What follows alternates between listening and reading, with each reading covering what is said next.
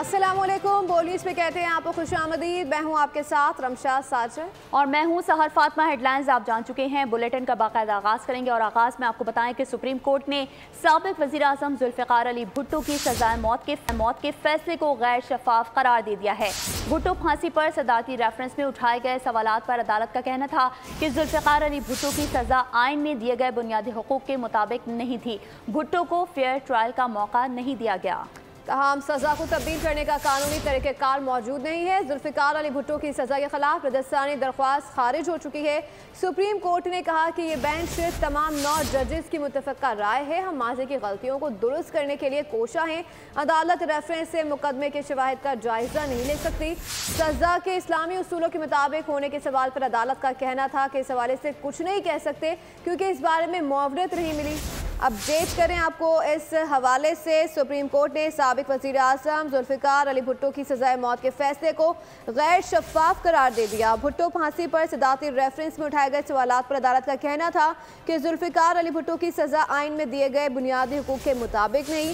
भुट्टो को fair trial का मौका नहीं दिया गया था। हम सज़ा को तब्दील करने का कानूनी तरीक़ेकार मौजूद नहीं है। जुल्फ़िकार अली भुट्टो की सज़ा के खिलाफ नज़रसानी दरख्वास्त खारिज हो चुकी है। बिल्कुल आपको बता रहे हैं, सुप्रीम कोर्ट ने साबिक वज़ीर आज़म जुल्फ़िकार अली भुट्टो की सज़ाए मौत के फैसले को गैर शफाफ करार दे दिया है। भुट्टो फांसी पर सदारती रेफरेंस में उठाए गए सवालात पर अदालत का कहना था कि जुल्फ़िकार अली भुट्टो की सज़ा आइन में दिए गए बुनियादी हुकूक के मुताबिक नहीं थी। भुट्टो को फेयर ट्रायल का मौका नहीं दिया गया, ताहम सज़ा को तब्दील करने का कानूनी तरीक़ाकार मौजूद नहीं है। जुल्फ़िकार अली भुट्टो की सज़ा के खिलाफ नज़रसानी दरख्वास्त खारिज हो चुकी है। सुप्रीम कोर्ट ने कहा कि ये बेंच के तमाम 9 जजेस की मुतफ़क़ा राय है। हम माजी की गलतियों को दुरुस्त करने के लिए कोशा हैं। अदालत रेफरेंस में मुकदमे के शवाहिद का जायज़ा नहीं ले सकती है। सज़ा के इस्लामी उसूलों के मुताबिक होने के सवाल पर अदालत का कहना था कि इस हवाले से कुछ नहीं कह सकते क्योंकि इस बारे में मुआवनत नहीं मिली। सुप्रीम कोर्ट ने साबिक वज़ीर आज़म जुल्फ़िकार अली भुट्टो की सज़ाए मौत के फैसले को गैर शफाफ करार दे दिया है। भुट्टो फांसी पर सदारती रेफरेंस में उठाए गए सवालात पर अदालत का कहना था कि जुल्फ़िकार अली भुट्टो की सज़ा आइन में दिए गए बुनियादी हुकूक के मुताबिक नहीं थी। भुट्टो को फेयर ट्रायल का मौका नहीं दिया गया, ताहम सज़ा को तब्दील करने का कानूनी तरीक़ाकार मौजूद नहीं है। मज़ीद तफसीलात जानेंगे जुल्क़नैन से। जी जुल्क़नैन, बताइए। देखिए, मजमूई तौर पर 5 सवाल रेफरेंस में पूछे गए, जिसमें पहला सवाल ये था कि क्या जुल्फ़िकार अली भुट्टो की सज़ा जो ट्रायल लाहौर हाई कोर्ट में हुआ और जो अपील सुप्रीम कोर्ट ने सुनी वो आइन और कानून में दिए गए बुनियादी हुकूक के मुताबिक था या नहीं। उसका सुप्रीम कोर्ट ने जवाब दिया है कि जुल्फ़िकार अली भुट्टो का ट्रायल और अपील पर जो सुप्रीम कोर्ट में समाअत हुई और नज़रसानी जो दरख्वास्त दायर हुई उसके ऊपर कार्रवाई आइन और कानून में दिए गए बुनियादी हुकूक से मुताबिकत नहीं रखती। लिहाजा जो जुल्फ़िकार अली भुट्टो का ट्रायल था वो शफाफ नहीं था, ये सुप्रीम कोर्ट ने करार दिया। इसके अलावा जो दूसरा सवाल था उसमें कहा गया था कि क्या ये जो कानून के असूल हैं उनसे मुताबिकत रखता है या नहीं। इस पर अदालत ने यह जवाब दिया कि कौन से कानूनी असूलों का जिक्र किया गया, सवाल में ये वाज़ेह नहीं था, लिहाजा उसका जवाब सुप्रीम कोर्ट ने नहीं दिया। तीसरे और 5वें सवाल का सुप्रीम कोर्ट ने मुश्तरका जवाब दिया, जिसमें कहा कि शवाहिद का दोबारा जायज़ा आर्टिकल 186 के महदूद दायरे कार में नहीं लिया जा सकता, इसलिए सुप्रीम कोर्ट ये करार नहीं दे सकती शवाहिद का जायज़ा लिए बगैर कि क्या जुल्फ़िकार अली भुट्टो का जो सज़ाए मौत है वो इरादतन एक अदालती कत्ल था या नहीं। चौथा सवाल जो था कि क्या जुल्फ़िकार अली भुट्टो की सज़ा जो है वो इस्लामी असूलों के मुताबिक थी या नहीं। इसके ऊपर सुप्रीम कोर्ट ने कहा कि फ़रीक़ैन को बार बार ये कहा गया कि इस्लामी असूलों के मुताबिक सज़ा के हवाले से रहनुमाई करें, लेकिन किसी ने अदालत की मुआवनत नहीं की, लिहाजा इस पर भी अदालत कोई राय देने से कासिर है। तो मजमूई तौर पर 5 सवाल पूछे गए थे रेफरेंस में, जिनमें से एक का पहले सवाल का सुप्रीम कोर्ट ने मुस्बत में जवाब दिया कि ट्रायल शफाफ नहीं था।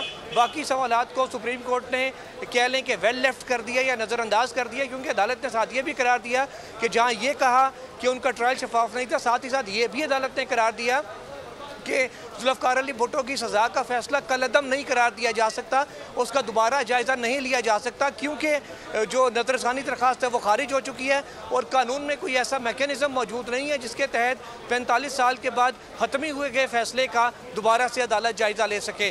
तो ये समरी है सुप्रीम कोर्ट की उस मुख्तसर राय की, जिसका जो 4 मार्च को अदालत ने महफूज किया था और अब अदालत ने उसको सुनाया है। इसकी जो तफसीली वजूहात हैं वो डिटेल रीजंस हैं वो अदालत बाद में जारी करेगी और चीफ जस्टिस ने अपनी राय सुनाने से पहले इस बात का इजहार किया और कहा कि तमाम जो 9 रुकनी बेंच हैं उनकी जानिब से मुत्तफ़िका तौर पर यह फ़ैसला दिया गया है और रेफरेंस में के ऊपर जो अपनी राय है सुप्रीम कोर्ट उसमें यह भी करार दिया है कि माजी की गलतियों को जब तक नहीं हम मानेंगे, तस्लीम नहीं करेंगे, उनको एक्नॉलेज नहीं करेंगे, तब तक आगे का रास्ता इख्तियार नहीं किया जा सकता, दुरुस्त सिमत में आगे नहीं बढ़ा जा सकता। जी, तारीख दुरुस्त होने जा रही है। सुप्रीम कोर्ट ने तारीखी फैसला दिया। अदालत ने तस्लीम किया कि भुट्टो को शफाफ ट्रायल नहीं मिला। बिलावल भुट्टो ने उम्मीद जाहिर की है कि अब निज़ाम दुरुस्त सिमत में चलना शुरू हो जाएगा। फैसला मुल्की तरक्की, जमहूरियत और अदालती निज़ाम की बेहतरी का भी सबब बनेगा। सुप्रीम कोर्ट ऑफ पाकिस्तान ने तारीखी फैसला सुना दिया है।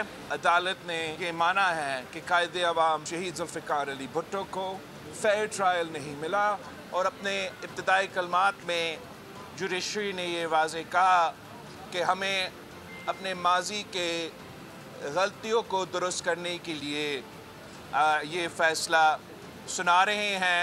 तारीखी जो कदम आज उठाया गया, उम्मीद ये है कि 44 ईयर्स के बाद अब जबकि तारीख़ दुरुस्त होने जा रहे हैं, हम इंशाअल्लाह ताला जो पाकिस्तान का मुस्तकबिल है, जो पाकिस्तान की चाहे वो इस अदालत का, हमारा जमहूरियत का, इंशाअल्लाह ताला इस फ़ैसला की वजह से पाकिस्तान इंशाअल्लाह ताला आगे जाके अब हम तरक्की कर सकेंगे, चाहे वो हमारा जमहूरी निज़ाम हो या ये अदालती निज़ाम हो। और इंशाअल्लाह ताला इस फैसला के बाद हम उम्मीद रखते हैं कि अब हमारा निज़ाम सही सिमत पे चलना शुरू हो जाएगा। आसिफ अली जरदारी अक्सरियत से सदारती इलेक्शन में कामयाब होंगे। पाकिस्तान पीपल्स पार्टी की कमेटी के इत्तेहादियों से राब्ते जारी हैं। फैसल करीम कुंडी कहते हैं हमें कारकर्दगी बेहतर करनी है, पहले से अच्छी गवर्नेंस और परफॉर्मेंस होगी। शहरी रहमान ने भुट्टो फांसी केस का फैसला अदालती मिसकैरेज करार दे दिया। कहा पाकिस्तान खप्पे कहने का वक्त आ गया है।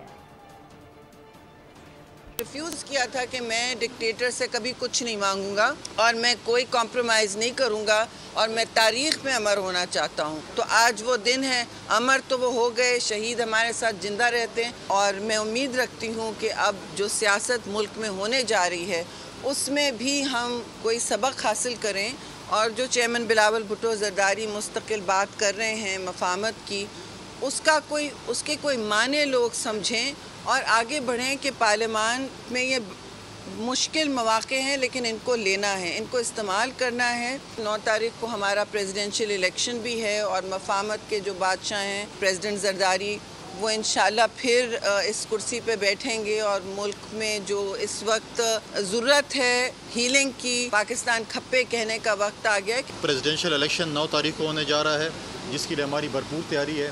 हम अपने इत्तेहादियों के पास, हम अपने बाकी जमातों के पास, हमारे जो कमेटी बनी हुई है वो उनके पास जा रही है वोट मांगने के लिए और हमारी कोशिश है कि हम ज़्यादा से ज़्यादा वोट सिक्योर करें प्रेसिडेंट जरदारी साहब के लिए। सुन्नी इत्तेहाद कौंसिल की नशिस्तें मिलने के बाद हुक्मरान इत्तेहाद को कौमी असम्बली में 2/3 अक्सरियत हासिल हो गई है। अरकान की मजमूई तादाद 230 हो गई है। नून लीग 130, पीपल्स पार्टी 73, MQM 22, काफ लीग की 5 नशिस्तें हो गई हैं। नेशनल पार्टी, मुस्लिम लीग ज़िया और बलूचिस्तान अवामी पार्टी को एक नशिस्त हासिल हो सकी है। कौमी असम्बली में हुक्मरान इत्तेहाद की पोजीशन मजबूत तर। सुन्नी इत्तेहाद कौंसिल की नशिस्तें मिलने के बाद 2/3 अक्सरियत हासिल हो गई। इलेक्शन कमीशन के फैसले के मुताबिक कौमी असम्बली में मुस्लिम लीग नून 123 नशिस्तों के साथ सबसे बड़ी जमात बन गई। नून लीग को 34 खवातीन, 5 अक़लियती नशिस्तें मिली। कौमी असम्बली में पीपल्स पार्टी के अरकान की तादाद 77 हो गई। PP को खवातीन की 16, अक़लियतों की 3 नशिस्तें मिली। MQM को भी 22 नशिस्तें हासिल हो गईं, जबकि JUI की नशिस्तें 11 हो गईं। काफ लीग को 5, IPP को 4 नशिस्तें मिली। मुस्लिम लीग ज़िया और बलूचिस्तान अवामी पार्टी की एक नशिस्त है। कौमी असम्बली में सुन्नी इत्तेहाद कौंसिल के अरकान की तादाद 82 रह गई है। सब्सक्राइब करें और बेल दबाएं ताकि कोई खबर रह न जाए।